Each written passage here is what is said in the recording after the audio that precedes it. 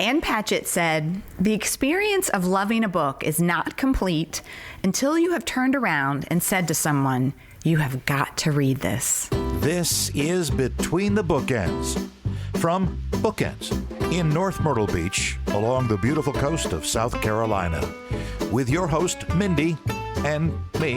I'm Scott Richards.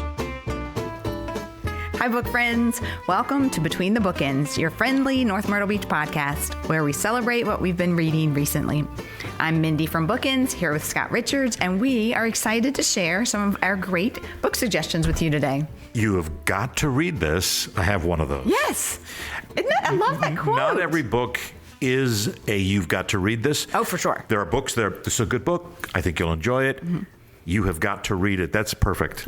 So, and Patchett has a new book out, doesn't she? Yes, she does. It's good. I'll talk about it in one of our things. But she's an excellent writer. She owns a bookstore, and so she was being interviewed, and they said, what makes a book successful? And they said, is it a book tour? Is it this? Is it that? Is it Instagram? And she said, the single most important thing for a book is for someone to turn around and hand it and say, you must read this. She said, hands down, that's what does it. I have a friend, she's close to the neighborhood. She's a big reader, and she was out, I was riding my bike, and we started on books, and she said, I'm almost finished with, and I'm going to start a book that you recommended. I recommend The Invisible Life of Addie LaRue. Yes. And I said, I am so envious of you to be able to start that book. Fresh. Because you're going to love that book. Yep. And I did recommend it. And she said, so good. It's just so true. I feel like it's good to know that word of mouth is still. And I'm happy for people to do that, but I don't want people to tell me that's a crappy book. Oh, yeah. Right. I mean, maybe if I know you well and we're talking. No. But people that are posting on social media, right. That's just wrong. Well, because you don't know what's crappy to me or what I like, that kind of thing. I'm 100 pages in, and this thing's terrible. And that's what I don't have patience for. You have to finish it to have an opinion. Yeah. I like that. Right. I don't have, I guess my family would say I do have a lot of rules, but my one main book rule is you have to finish it to have an opinion because you just can't. You know? Yeah. No. It's different to say that's not my cup of tea. For sure. But before we get into the current, I do want to mention, you read this last month, or the last podcast, Dissection of a Murder by Joe Murray. Mm-hmm. So I did pick it up because you loved it. I said, wow. And you can't see this, but I'm what, 2/3 of the way through at least, from last night. That's a big read for It one is night. a big read, and it's, I am not sure I understand how it's going to turn out, but it is fascinating. Good. And just briefly, because you talked about this, it is set in Great Britain, and so the legal system's a little bit different. Mm-hmm. But basically, a man accused of murder will not share any information. You just have to defend me, and I didn't do it. Right. And I'm. The trial, as you said, is getting ready to start. The trial has just started, and I love a courtroom drama, a courtroom that's done well. But it's just because it is set in Great Britain. I keep going back in the beginning, some of the terms. When it Casey or pupillage or thing, I got it. But that also gave it a little bit of a unknown to make it just a little. I don't know. Could they do that? Yeah. Well, apparently so. Yeah, it's fascinating. Anyway. So glad. Excellent. So what are you reading? Okay, I'm gonna start with this one. Okay. Because you've got to read this book. I don't know that everybody will like this book because it's of a certain style, but the new novel by Maggie O'Farrell, Land. She is the best-selling author of Hamnet. Mm-hmm. She also wrote The Marriage Portrait, and I love both of those books. I was expecting something a little bit different because I did not go delving into what is this book about. I just like her writing, and it's one of those, I'm going to read it. So I wrote down some words that struck me about this book. Okay. It's lush, it's emotional, it's about home, it's very green, and it's very historical. Wow. Because it is set mostly in Ireland. It's a beautiful, full, lyrical bit of writing. It is not the average, everyday prose. It is so beautiful. And I found myself reading slower. Yes. Because you can't skip. You're savoring it. I am savoring it, and I couldn't do it in big chunks. Mm-hmm. There were times I have to set this down and set it aside because there are some characters, and I will say this had a traumatic, heartbreaking impact on some things. Just, I don't want to say it's a depressing book, but it's hard. Mm-hmm. So it's a family. Thomas, I think it's pronounced Thomas, mm-hmm. T-O-M-A-S, maybe it's Tomas, but it's in Ireland. He is a map maker, and his wife, Fina, he's got 4 children, Rose, Enda, Liam, and Eugene. Not all of them appear at once because they're born. And it is set in the late 1800s. He is a map maker working with the Redcoats. Mm-hmm. But it also goes back way, way, way, way back. And everything ties together, but we don't know how until. I learned a good bit about Ireland, I think, and how that all how it works. The characters are each developed individually in a beautiful way.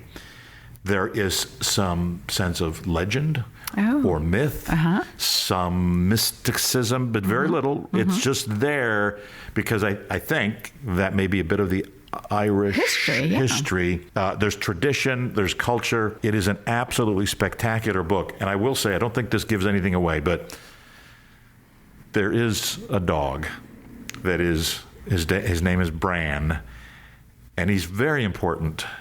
And but he's not the lead character. Okay. The book could have existed without the dog, but because the dog is there, it is much better. Yes. Dogs make it better. That's Land, nice. Yes. Maggie O'Farrell. I just I adored this book. That is good to know. I saw it and I was like, I know that is going to be one to read. And the cover is beautiful, even though I know we don't. It is gorgeous. But it is. Well, we'll take some pictures.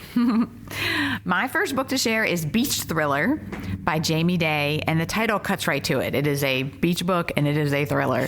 It's a suspense novel that follows Holly Sinclair. She is a struggling writer and can't quite get her next novel going, and so she ends up at her family's coastal home for some inspiration. But this is also long ago where her sister was last seen. Her sister disappeared years ago. So she's struggling to come up with ideas for writing. So she's kind of putzing around town, and she starts to find out more about what happened years ago. Because, she was a kid then, and now she's finding out more about this disappearance of her sister. And so that becomes the suspense part of it. This has multiple points of view, which I always really enjoy. But in fact, one of the points of view here is called the Watcher. And we don't know who that is, but this person is literally watching Holly, the main character, and sending her messages to leave town. So that it just adds to the intensity of like a little bit of like a creeper fact, in a good way. It has lots of twists, lots of unexpected turns, plenty of characters that are just suspicious enough for you to really wonder what's going on. So it was a great book to kick off summer. It's suspenseful, seaside. I loved it. In fact, Jamie Day has several of these types of books. So even if you can't get your hands on the newest one, Beach Thriller, look for some of her backlist ones because she wrote Block Party a few years ago, which I loved. We've talked about it probably. It was my first one of hers and still my favorite of hers. She wrote One Big Happy Family, and last year was The Lake Escape. So it's like every year she's got a great option for a beach day thriller story. So Always Beach good. Day, Beach Thriller by Jamie Day. And there is something about a beach read. Yeah. You're on vacation, you're at the beach. Yep. I don't want to be thinking too hard on all of that. No, I often try not to think too hard. I'm with you. Preston and Child's The Cabinet of Curiosity. It's not new, but I have not read it. And I read most of the Preston and Child. This is Ancient Pendergast. And this was an early, I think it was their third book. And they've written 25, 30, a lot of them. Mm-hmm. As a matter of fact, I don't remember even which one it was. I think we talked about it either last time or the time before. And I brought it to a networking group and I had it on the table. And a friend of mine said, "Oh, can I have it?" Preston and Child, they do a good job. This one is New York City mostly, and Dr. Lang makes his first appearance, and he shows up in other later. Right, okay. So it sort of helped me a little bit. It's like, oh, that guy. And we should point out he's not a good guy. Oh. The setting in New York City is current day. Nora Kelly is a New York museum archaeologist. So it all revolves around the discovery of 30 corpses. Oh. Young, mostly young people, while a building is being deconstructed. And everything starts from there. So we have a little, and they go back to the 1800s. So what happened back then, there's a little history and historical fiction, and then what happened and why are we still worrying about a century-old serial killer? Well, because it wasn't solved. There's police, there's politics, there's New York City. It's a rollicking read. And Agent Pendergast, if you're not familiar, he is an FBI agent, but he is unbelievably wealthy. And he is also very strange, tall, thin, pale, but he's he's brilliant, just absolutely brilliant. I'll go to these books when Preston and Child have a new book. I'll read. They have a big following. So that's something. Just 30 unaccounted for bodies. That's a way to start it off. It is, and it makes sense when you get to the end of it. And they do a great job of New York City, where we're on River Park or there's a diner. I mean, it's got a real feel, and the sense of the museum and the police and the commissioners. Really, really a lot of fun. That's excellent. I don't think I realized that Preston Child wrote modern. Like, I didn't realize it was nowadays. There are some. Current. Yes, there are some. As a matter of fact, that's good. There is a series, several, the Nora Kelly, who's in this, that are kind of standalone, but they're contemporary. Gotcha. And some of his, the book that I think was last time, which is the beginning of Agent Pendergast, is relatively... They went back and wrote the beginning. But it's relatively contemporary. Yeah. Gotcha. Okay. Yeah, great. That's good to know. Fun stuff. My next book is The Unselected Journals of Emma M. Lyon, Volume 1. Okay. By Beth Brower. It is been on my radar for quite a long time, and I keep seeing it pop up everywhere, and I'm like, And then a customer, thank you, Christy, was in the other day, and she's like, what? You haven't read you must. And so I was like, well, her reaction tells me I need to just do it. It is set in 1883 London, and Emma is writing in her journal about the things that are going on, is the premise. So it is her journal writings. She has just returned home, and she's the rightful heir to this, mansion, but when she gets back, she realizes her weaselly cousin Archibald has sequestered her to like one little corner of the mansion and has squandered all of the money. And oh boy, is she mad.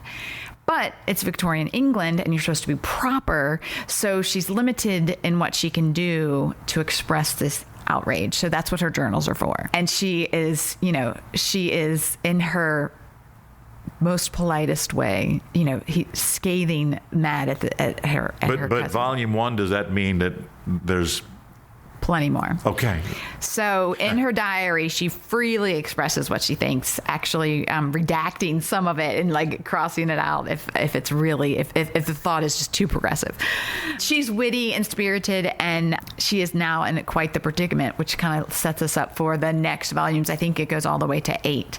So are far. They all? They are all 8 out already. I don't know if I'm not all the way there, so I don't know if there's more, but this is the first installment. It's under 150 pages, so it was the perfect little in-between book. Yeah. There are 8 so far, and I am ready for them all. I'm so excited. I'm so glad I can't believe I waited. Now that I know the characters and I know kind of what's happening, I will be looking forward to the next little segment. It's a nice little break to return to this saga. What's the name and the author again? The Unselected Journals of Emma M. Lyon, Volume 1 by Beth Brower. So Emma Lyon is highly entertaining, and I think you must have a cup of tea while you are reading this, because it just feels very British. Yes. And some biscuits. Yes. Oh, yes. She feels like she's been displaced. Like, I feel like she could be sitting right here with us, but she's been stuck in the 1883. And she's like, well, this is, so that's what makes it super entertaining. Expletive deleted. Yeah, exactly. And so she seems like she's going to be a lot of fun. So I feel like it's sort of like a mini series. Like, I'm watching this, I'm reading this, and then I'll wait a little while and the next one will come out and I'll be ready for it. So I'm excited. Always something you can go back to. Yes, definitely. Family of Spies. I am so glad to hear about this one. I have heard so much have not had it. I have not physically seen the book yet at all. Christine Kuhn. This is nonfiction. Christine Kuhn. And I did not realize it when I started, but I immediately found out that Christine Kuhn was a journalist in Columbia, South Carolina. Oh. In broadcasting. Okay. So I'm surveying my acquaintances to find out if they knew her. She was there in the 80s, late 80s, I believe. So some of the people weren't there, but she was a television journalist. But she doesn't live in Columbia now. She lives in Maryland. And so the story is, she discovers later in life that perhaps her family history is not what it seemed. Her father rarely talked specifics, but he talks about, your grandfather died in whatever, and this and that. And there's no big mystery here. We know how everything turns out because this is the story of Nazis in Pearl Harbor providing information to the Japanese. Okay. And she did not know any of this.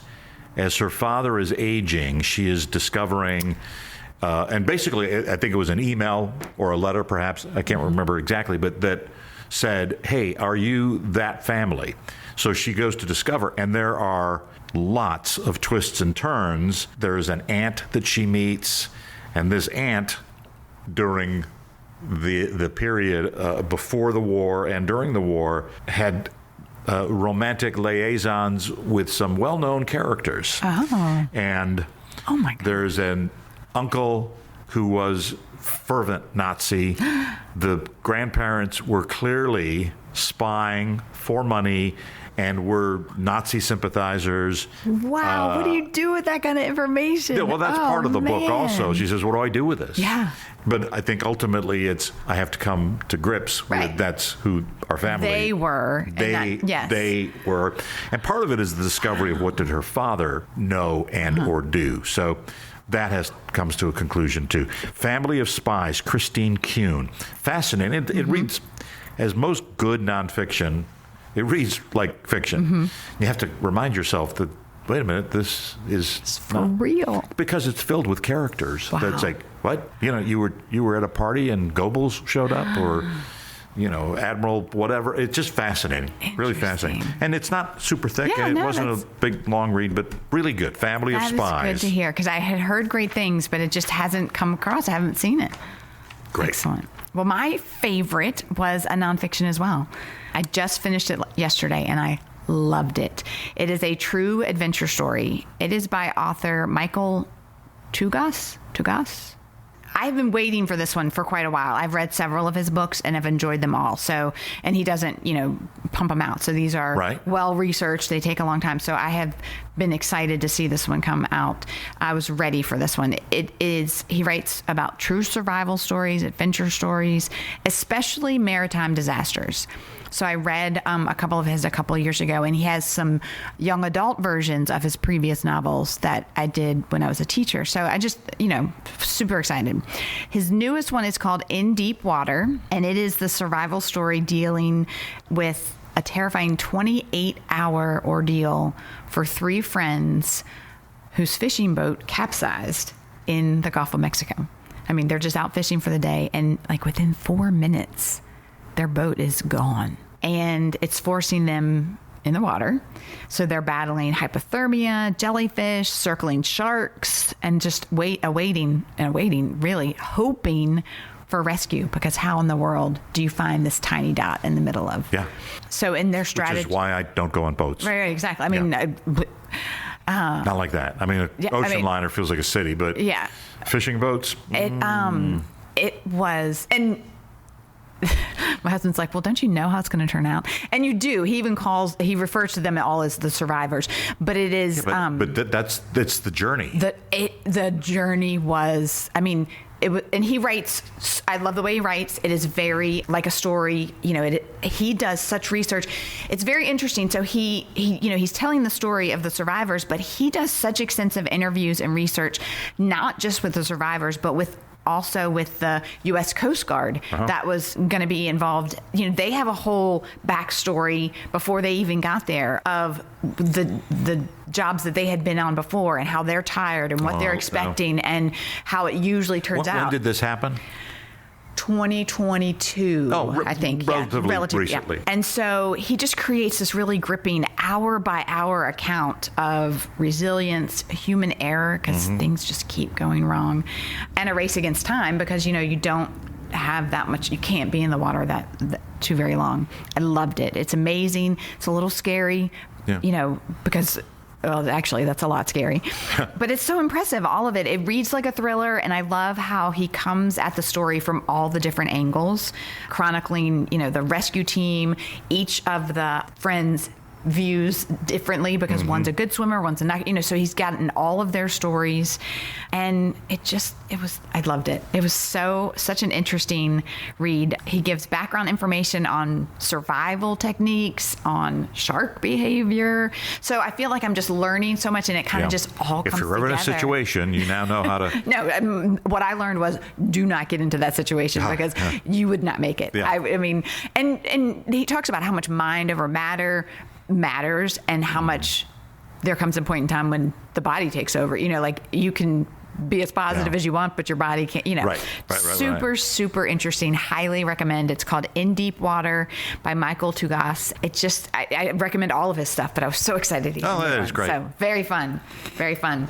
So to recap for me, I had Beach Thriller by Jamie Day and The Unselected Journals of Emma M. Lyon by Beth Brower, and In Deep Water by Michael Tougas. We featured Land, the new novel by Maggie O'Farrell. Preston and Childs' The Cabinet of Curiosities, a Pendergast novel, and Family of Spies, Christine Kuhn. It's the story of Nazi espionage, betrayal, and the secret history behind Pearl Harbor. That's related to you. Yes. Yeah. Thank you so much for your suggestions. Here's wishing all of our listeners can have the experience of loving a book so completely that they turn around and say to someone, "You've got to read this." Don't forget, stop by Bookends to find these titles and other titles. We'd love to see you in the store to browse the shelves, chat about books, and pick up your next great read. If you're shopping online, you can still support Bookends by ordering through bookshop.org. You'll get your books delivered right to your door, and your purchase supports Bookends, which we greatly appreciate. They even have ebooks. If you're an audiobook reader, Libro.fm has these titles for your listening pleasure, and they support our store as well. So however you read, print, digital, audio, thank you for supporting our store. Happy reading.